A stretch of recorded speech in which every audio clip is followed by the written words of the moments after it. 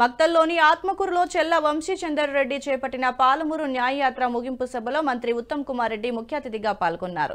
10 ఏళ్ల కాలంలో 94,000 కోట్లతో నిర్మించిన కాళేశ్వరం, 27,000 కోట్లతో పాలమూరు రంగారెడ్డి ఎత్తిపోతల పథకాన్ని నిర్మించి ఇప్పటి వరకు 1 ఎకరాకు సాగునీరు అందించలేదని అన్నారు. బీఆర్ఎస్ పార్టీ రాష్ట్ర రైతులను తీవ్రంగా మోసం చేసిందని భట్టి విమర్శించారు.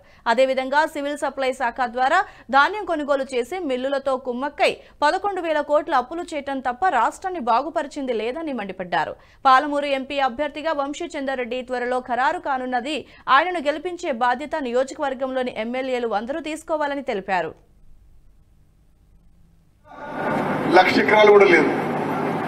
మీ జిల్లాలో 27,500 కోట్లు ఖర్చు పెట్టి Palamuru Rangareddy lift irrigation scheme ద్వారా 1 ఎకరం ఆయకట్టు కూడా కొత్త ఆయకట్టు రాలే.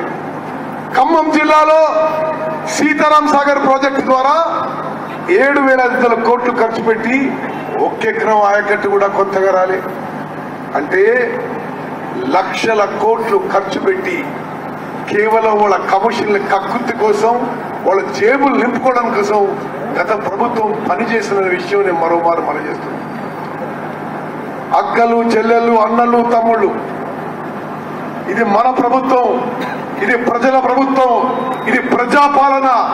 తప్పనిసరిగా ఇక్కడున్న ప్రతి అన్న, తమ్ముడు, అక్క, చెల్లెలు ఈ వేదిక మీద మాటిస్తున్నాం.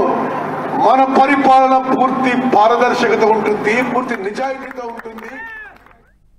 ఈ వీడియో మీకు నచ్చినట్టయితే లైక్ చేయండి, 10 మందికి షేర్ చేయండి. అలాగే కామెంట్ల రూపంలో మీ అభిప్రాయాలను మాతో పంచుకోండి. Nationalist hub group of channels ను సబ్స్క్రైబ్ చేసుకుని తెలుగునాట జాతీయవాద జర్నలిజాన్ని ప్రోత్సహించండి. ఈ వీడియో కింద ఉన్న బెల్ ఐకాన్ పై క్లిక్ చేయడం మర్చిపోవద్దు.